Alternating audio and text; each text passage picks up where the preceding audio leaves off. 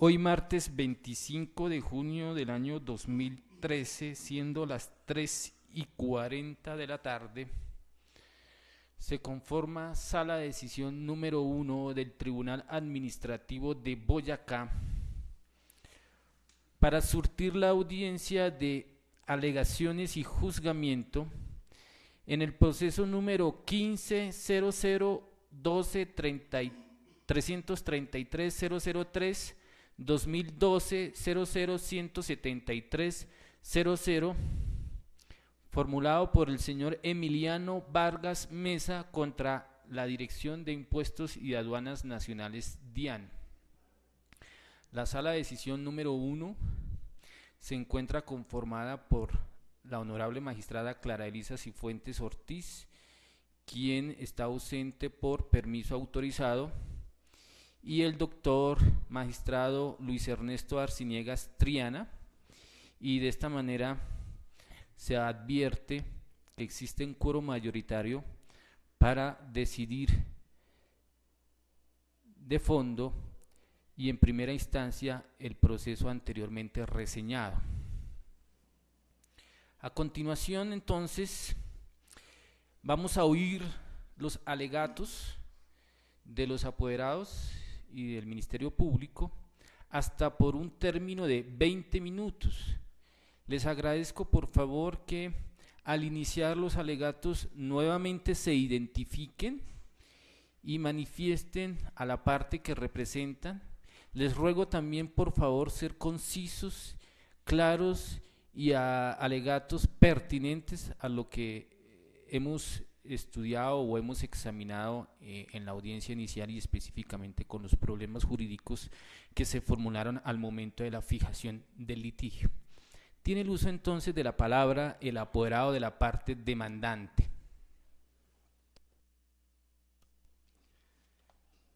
José Elber Castañeda Durán, tarjeta 38214, represento al señor Emiliano Vargas.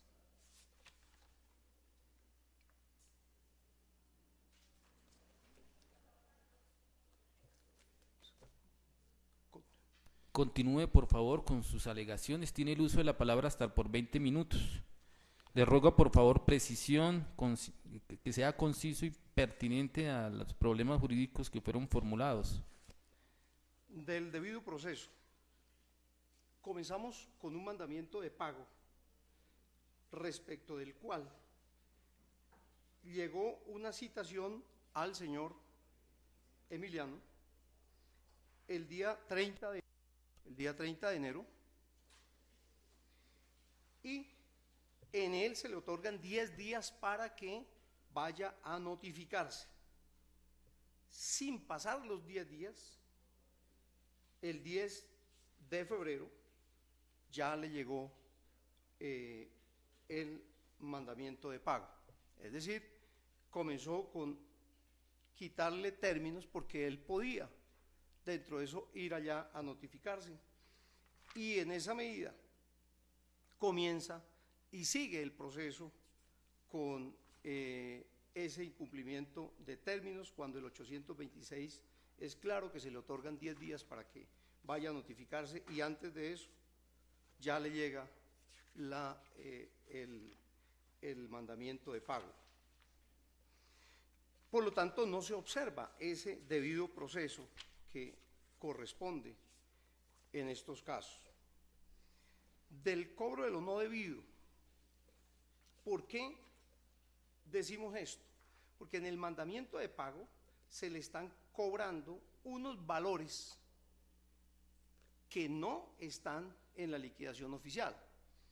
Podrían decirlo, a qué corresponde, qué es lo que le están cobrando adicional, pero simplemente le están cobrando unos valores que no están en el título que están haciendo exigible. Si está hablando de una sanción de 70.336.000, le están cobrando 71.291. Una sanción para el sexto bimestre de 105 millones, que es la que está en la liquidación, y le están cobrando 110 millones.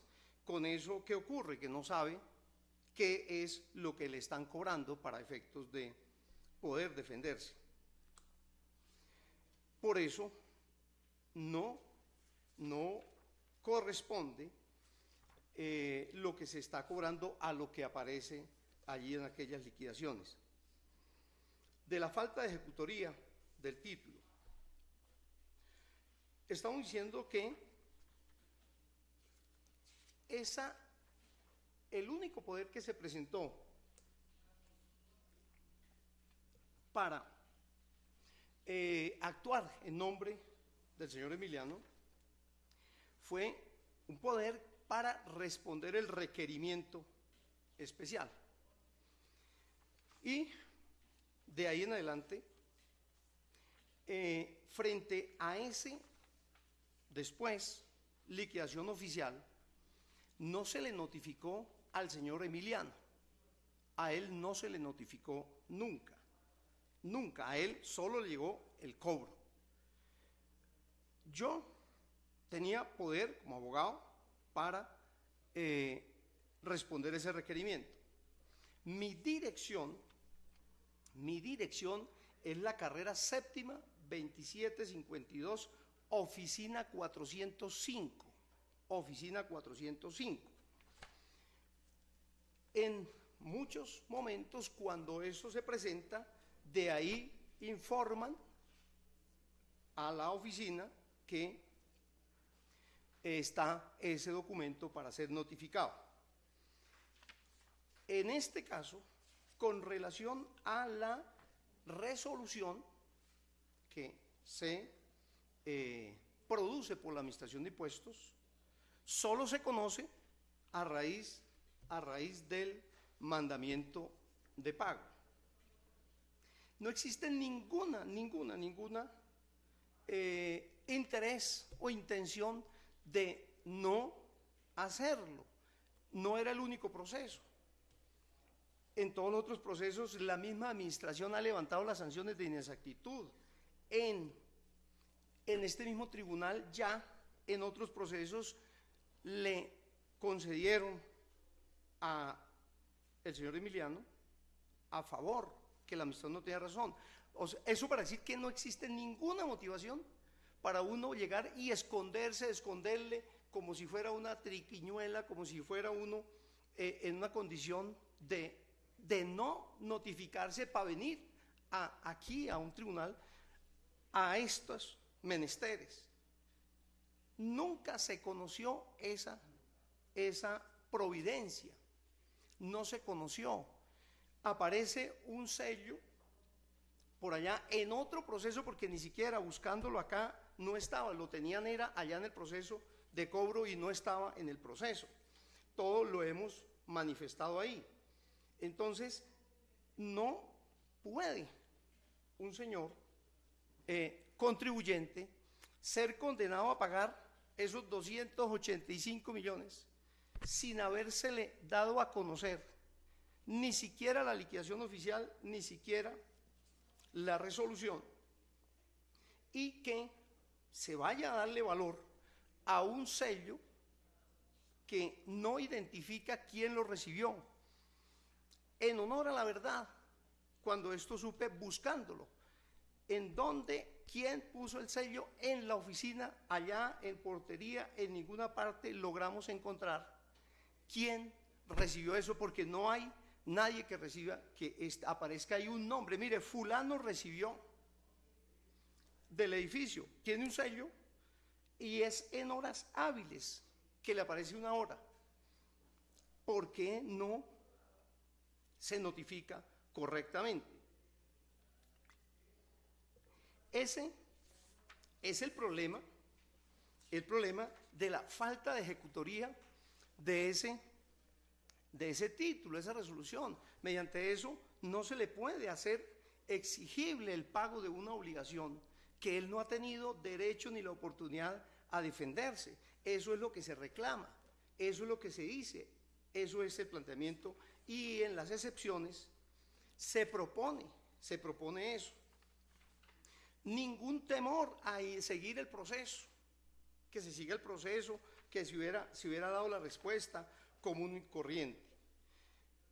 Respecto de la falta de título,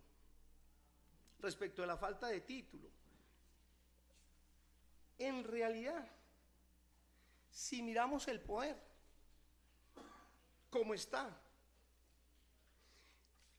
la facultad era para responder el requerimiento especial. Cuando yo me enteraba, perfecto, por alguna razón, lo asumíamos y quedaba, pero en este caso, haciendo aclaración, que esa no es la dirección, que lo dejen en la puerta sin saber con quién. Muchas veces el celador irresponsable se va, deja ahí otra persona, y entonces, ¿cómo puede considerarse eso un título para exigirle el pago de esos 285 millones a ese señor de aquí, que produce y tiene su empresa? Todo porque a la DIAN envía un documento de esos y lo dejan en una portería, sin saber quién lo recibe ni qué documento queda allí. Son muchísimos los problemas que tenemos por eso, pero en este caso, con toda claridad, dejamos que no existió nunca, no hay un motivo siquiera para decir que esa es la forma de esconderse y mirar a ver si esto se gana mediante este proceso de esta manera, pero lejísimos de eso,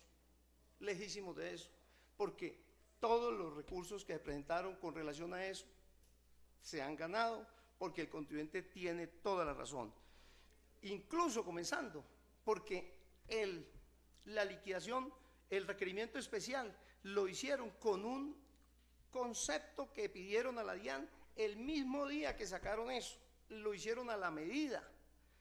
Entonces, en esas condiciones, todo el proceso es defendible, nunca se le ha dado ninguna vuelta para tratar de evadir. Pero entonces el proceso tiene que ser el mismo que decía el señor representante de la DIAN. Sí, allá ese proceso tiene los recursos, tiene todo está, todo se hubiera hecho, pero necesita que ese debido proceso se siga para poder defenderse. De lo contrario, va a ser condenado al pago de una sanción de inexactitud que, lejos de ser sanción aplicable, porque ya la misma DIAN lo retiró en los otros procesos, lo retiró. Aquí solo porque no se conoció, y darle valor a un sobre que llega a un sitio sin saber quién lo recibe, eso es la preocupación y eso es lo que consideramos que en derecho no puede dársele valor a ese título con esas condiciones, donde falta la notificación del señor Emiliano. Entonces, en esa medida, las demás circunstancias que están planteadas acá, pero básicamente ese problema jurídico está en ese punto. Pienso que con eso dejamos expuesto.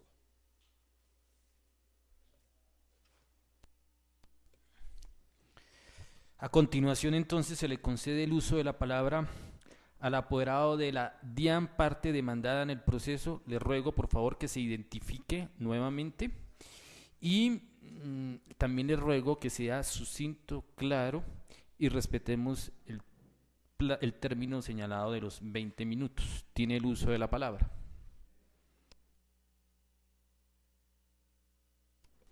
Muchas gracias, honorable magistrado. La verdad, esas observaciones vienen de cajón. Yo pienso una cosa, voy a utilizar tal vez no los 20 minutos. Esta es una situación que merece unos muy pocos minutos, dada la claridad que aparece. Mi nombre es Joselín Peña Patiño, mi cédula de ciudadanía es 19 352396, mi tarjeta profesional 41767 del Consejo Superior de la Judicatura, funcionario de la DIAN y tengo otorgado el correspondiente poder. Me permito, con respecto a los alegatos, decir lo siguiente. En primer lugar, doctor, bien lo aclara el señor demandante, el señor abogado del demandante. Una dirección a donde se debe enviar debe de quedar la completa constancia de que hubo esa notificación. Señores presentes, doctores, debo decir, existe un documento que se llama el RUT, Registro Único Tributario.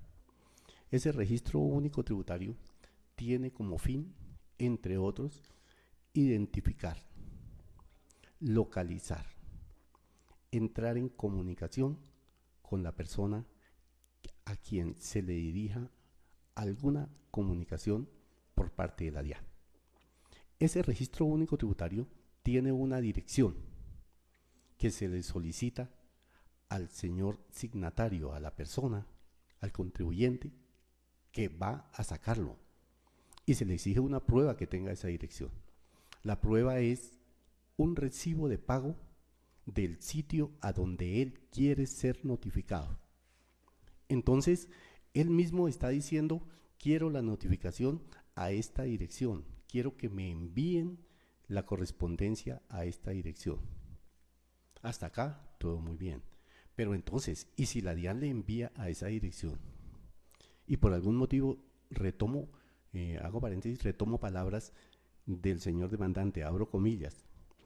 Si el señor celador es un irresponsable, si no sabía que hora recibió eso y lo dejó tirado, etcétera, cierro comillas, la DIAN cumple con la obligación que tiene procesal de notificar a la dirección que le dio el señor contribuyente. No puede esperar que en el momento en que llegue la dirección, tal como sucedió y aparece probado con la entrega de la guía correspondiente, tiene un sello, se entregó en la dirección exacta. ¿Qué otra cosa pudiéramos exigir para demostrar que efectivamente se notificó? Eso a un punto, doctor.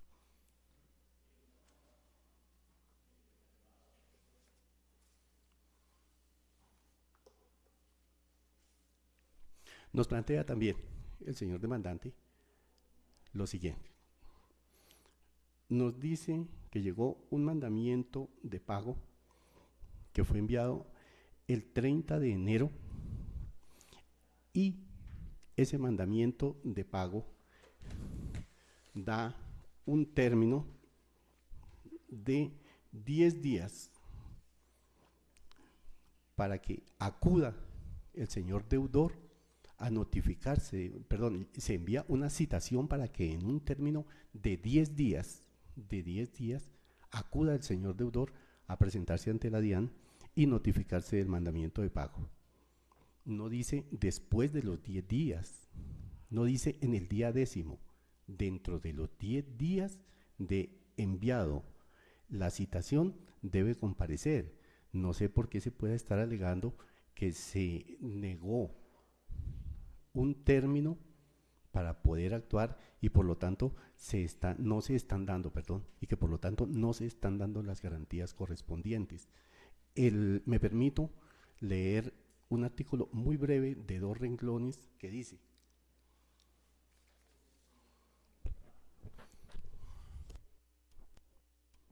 artículo 826, Estatuto Tributario, mandamiento de pago.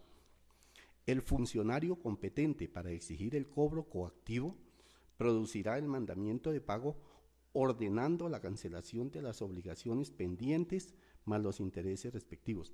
Esto será objeto del otro punto planteado por el señor demandante. Este mandamiento se notificará personalmente al deudor previa citación para que comparezca en un término de 10 días. Si vencido el término no comparece, el mandamiento ejecutivo se notificará por correo. En la misma forma, se notificará el mandamiento ejecutivo a los herederos del deudor y a los deudores solidarios. Cuando la notificación del mandamiento ejecutivo se haga por correo, deberá informarse de ello por cualquier medio de comunicación del lugar. La omisión de esta formalidad no invalida la notificación efectuada.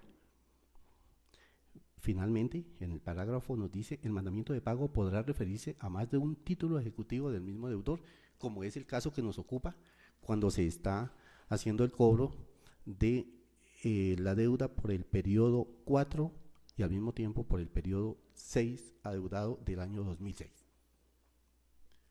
Otro punto expresado por la parte demandante es la siguiente, señores magistrados.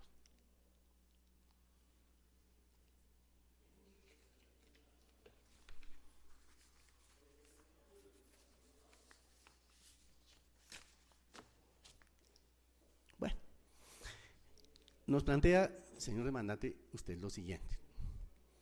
Hay una suma que aparece en el título correspondiente y una suma mayor que aparece en el mandamiento de pago. Y tiene usted toda la razón, señor demandante. Tiene toda la razón. Pero es que en la DIAN los sistemas, precisamente para brindar todas las garantías, lo primero. Y segundo, buscando la defensa de los intereses del Estado, profiere esos mandamientos para que en la fecha en que se produce tengan no solo la deuda inicial, sino en el caso de el impuesto tengan los intereses correspondientes y en el caso de las sanciones tenga una figura que se llama actualización de la sanción, doctor. Esa actualización de la sanción aclara que por cada año, no recuerdo en este momento el texto legal que la impone, pero el sentido es el siguiente. Una vez transcurrido el año en que se impone la sanción, al siguiente año ya tendrá una actualización equivalente al porcentaje del costo de vida correspondiente de ese año. Quiere decir que las sanciones y los intereses se están actualizando y se notifica con la deuda actualizada. No podemos decir que el mandamiento de pago está excediéndose en el costo. Además, por otra cosa, porque en el mandamiento de pago se aclara qué corresponde a la parte inicial, qué corresponde a la parte de la fecha en la cual se está cobrando. No podemos ir a decir que hay incongruencia, que no está de acuerdo lo inicial de la liquidación oficial de revisión con lo que se está cobrando en el mandamiento de pago. Otro punto.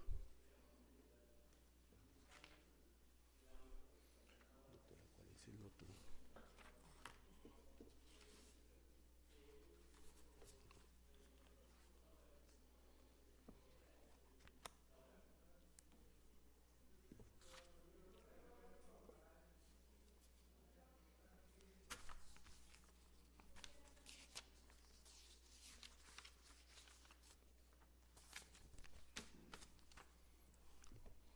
Se plantea, señor demandante y señor apoderado del demandante, lo siguiente. Honorables magistrados, la DIAN cumple con su propósito de notificar y hacer los envíos correspondientes de los actos que profiere. Y para el acto de la resolución que fijó fijó el capital de esta liquidación oficial de revisión, fue y aparece debidamente probado, y tenemos en la contestación correspondiente a página 88 un párrafo muy pequeño que voy a leer a continuación.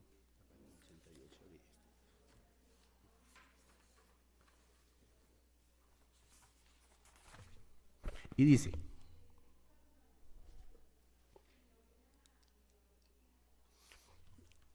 abro comillas, viene de puntos suspensivos. Por lo anterior,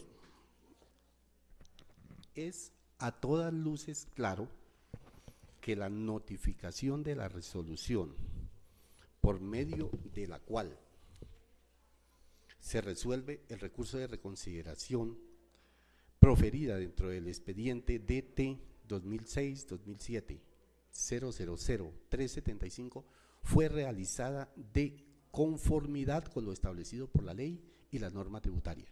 Esto es, el día 28 de octubre de 2009 se envió el aviso de citación 638. Estamos aclarando todos los puntos para que no quede absolutamente ninguna duda. Aviso de citación 638 dirigido al señor representante del demandante, dirigido al doctor José Elber Castañeda Durán, acá presente. Muchas gracias, doctor. En su calidad de apoderado del contribuyente. A la dirección consignada dentro del recurso de reconsideración a través de la empresa de correo Servientrega, de conformidad con lo establecido en el artículo 565 en concordancia con el artículo 569 del Estatuto Tributario. Y por favor, doctor, de acuerdo a la guía número 1021-800443, se constató que el correo fue entregado el día 29 de octubre del 2009. Por tal razón, transcurrido el término para que se presentara personalmente a notificarse del acto administrativo, la DIAN procedió a fijar el edicto por el término de 10 días. El proceso de notificación consagra no solamente la parte del envío para que comparezca, no solamente la presencia para entregarle, no solamente el envío, sino que si es imposible por los medios citados, aparece la notificación por edicto. Todas las garantías se han brindado y por lo tanto también conoce el doctor que el edicto mediante el cual la DIAN procedió a notificar ante la ausencia fue fijado el 13 de noviembre de 2009, siendo desfijado el día 27 de noviembre del 2009, quedando así debidamente notificado y ejecutoriado el acto administrativo en mención, esto de acuerdo al 829. Entonces, las garantías procesales, la notificación que nos está diciendo el doctor Castañeda, sí se dio y se dio absolutamente con todos los pasos legales. También debemos aclarar que muy oportunamente dice que por lo anterior no encuentra este despacho razones suficientes para declarar probada la excepción y en consecuencia se reitera que las obligaciones objeto de cobro coactivo que nos expresan son claras, expresas y actual y totalmente exigibles y por lo tanto prestan el mérito ejecutivo toda vez que se agotó todo el procedimiento.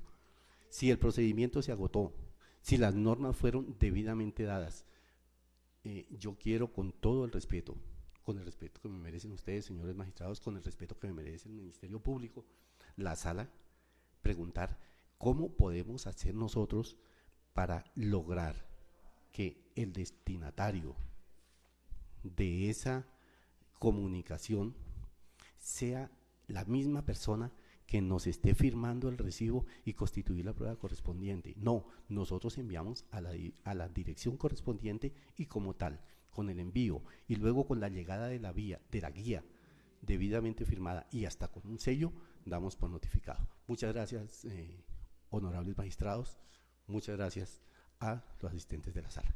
Muchas gracias, señor demandante.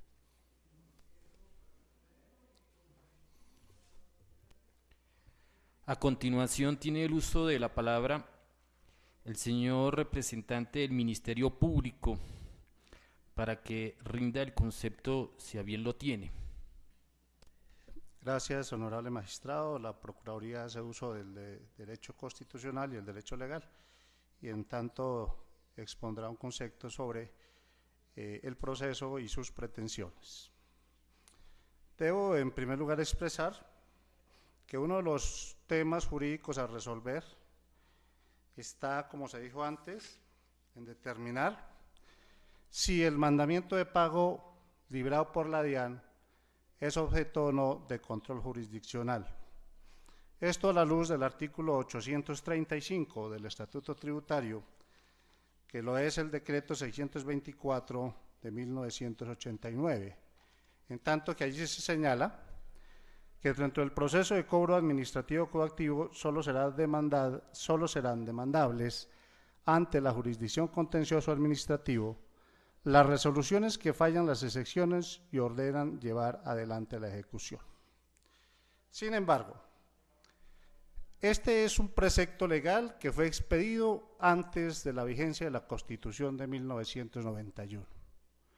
La Constitución del 91 es ampliamente garantista y uno de sus principios y pilares es necesariamente la defensa del debido proceso y el derecho de contradicción en las actuaciones administrativas y mucho más en los procesos judiciales.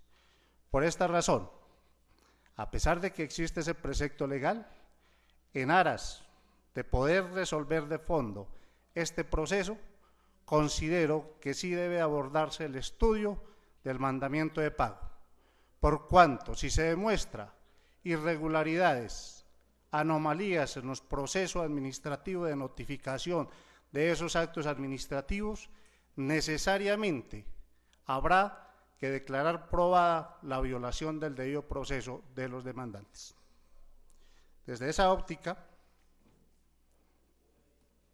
el primer cargo se señala que hay violación al debido proceso en cuanto al artículo 826 del Estatuto Tributario señala que emitido el mandamiento de pago se le enviará una citación al contribuyente para que comparezca en un término de 10 días. En este proceso, el mandamiento de pago, la citación mejor, le fue enviada al contribuyente el 30 de enero, que correspondía a un día viernes. El contribuyente tenía entonces 10 días para acudir a notificarse personalmente de ese acto administrativo. Son días hábiles, lo dice el artículo 62 del Código Civil, que reproduce un artículo de la Ley Cuarta de 1913. Esos días hábiles, tomé el trabajo de confrontar un calendario del año correspondiente y encontramos que se vencían exactamente el día viernes 12 de febrero del 2010, si no me equivoco, perdón, sí. El día viernes, 10 días después. Hasta ese día el ciudadano tenía la posibilidad de ir personalmente a la DIAN a decir: aquí vengo a notificar. Vencido el día 10, tenía la DIAN la necesidad, el derecho, el deber de enviarle el correspondiente mandamiento ejecutivo por correo para su notificación. Considero que aquí hay una irregularidad, porque evidentemente la DIAN el día 10 de febrero, un día miércoles, cuando apenas habían transcurrido 8 días, se precipita a enviarle al ciudadano por correo el mandamiento de pago. Debemos resolver entonces si esa irregularidad que encontré tiene la suficiente identidad, la suficiente gravedad para poder predicar la vulneración del debido proceso. Porque no podemos olvidar que el contribuyente contestó y propuso excepciones a ese mandamiento de pago. Considera el Ministerio Público que hubo una irregularidad y se hace un llamado a la DIAN para que respete plenamente los términos procesales. El ciudadano recibió esa citación el día 13, pasados los 10 días. Considera el Ministerio Público que esa irregularidad no alcanza a vulnerar el debido proceso, por cuanto le quedaban 2 días. El día 13, que fue un sábado, fue cuando recibió la citación, y en los 2 días, 10 y 11, el ciudadano contribuyente no se hizo presente a la DIAN para notificarse. Ejerció plenamente su derecho de defensa en la medida que contestó en tiempo y propuso excepciones al mandamiento de pago. Por eso considero que, a pesar de la irregularidad que se detecta en el proceso de notificación esa irregularidad. En concepto, el Ministerio Público no tuvo la fortaleza o no tuvo la capacidad de minar el derecho de defensa de los demandantes. En cuanto al segundo cargo de falsa motivación, se señala que se está cobrando una cifra mayor a la que aparece en los actos administrativos de liquidación oficial de las sanciones. Eso también es cierto, pero igualmente es cierto que el Estatuto Tributario, en el artículo 867, numeral 1, le da a la DIAN la facultad de cobrar, actualizar las sanciones cuando el contribuyente sancionado dentro del año siguiente a la notificación del acto administrativo sancionatorio no ha pagado la correspondiente suma. En este caso, lo que hizo la DIAN fue al momento de dictar el correspondiente acto administrativo del mandamiento de pago, actualizó el valor. En un caso de 70.336.000, lo actualizó por cuanto había transcurrido más de un año y lo actualiza a 71.291.000, que es el valor que corresponde a ese momento, debidamente actualizado. Esto porque igualmente al Estado, al fisco público, hay que resguardarlo de la devaluación monetaria. Lo mismo sucede en el caso de la segunda sanción, que es de 105 millones de pesos, y su actualización al momento de dictarse el mandamiento de pago va en 110 millones de pesos. En ese punto, por existir una facultad plenamente legal ejercida por la DIAN dentro del ámbito de sus competencias, considera el Ministerio Público que el segundo cargo tampoco está llamado a prosperar. El cargo tercero y cuarto están íntimamente vinculados. Se origina en el punto que plantea la demanda, es que el apoderado judicial del aquí demandado, en su poder solamente tenía la facultad de contestar y de proponer excepciones al mandamiento de pago, que hasta ahí llegaba los poderes a él otorgados, y que de ahí en adelante todos los actos administrativos que expidiera la DIAN, sus notificaciones se tenían que necesariamente hacerle al ciudadano y no a su apoderado judicial. En este punto, repito, el cargo tercero y el cargo cuarto están íntimamente ligados. En la ley 1437, en el artículo 211, se consagra el principio de la carga de la prueba. En este caso, si el demandante alega que su poder solamente era preciso para contestar, para proponer excepciones, tenía que haberlo probado. En el expediente administrativo que me tomé el trabajo de revisar, no encontré el citado poder.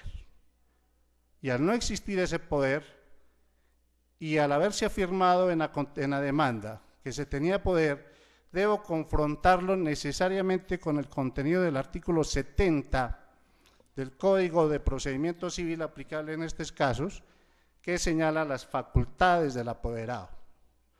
El artículo 70 dice: el poder para litigar se entiende conferido para los siguientes efectos: solicitar medidas cautelares y demás actos preparatorios del proceso, adelantar todo el trámite de este, y dentro de todo el trámite de este necesariamente está el de recibir notificaciones. Es cierto que en materia o en la vía administrativa mejor, no se requiere de abogado para actuar ante la administración pública, pero si se actúa, a ese apoderado habrá que precisarle sus facultades. Y si el señor apoderado del demandante, que igualmente es el apoderado en el proceso de jurisdicción coactiva, dice que no tenía o que su mandante no le había otorgado facultades, sino para proponer las excepciones, era carga de la prueba de ustedes como demandante, demostrar en este proceso que usted estaba limitado, que no podía recibir esas notificaciones y que en consecuencia todos los actos que la DIAN hizo posteriormente, al resolver las excepciones, al notificarlas, hubiesen sido un trámite irregular y una indebida notificación que generaría indudablemente la aplicación del artículo 48 del Código Contencioso Administrativo y se tendrían por no notificados dichos actos. Pero como no aparece probado en este proceso, necesariamente ha de sufrir las consecuencias de no probar lo que dice y, por lo tanto, esos cargos igualmente, en mi opinión, honorables magistrados, también se deben negar. Por lo antes expuesto, el Ministerio Público solicita se nieguen las pretensiones de la demanda.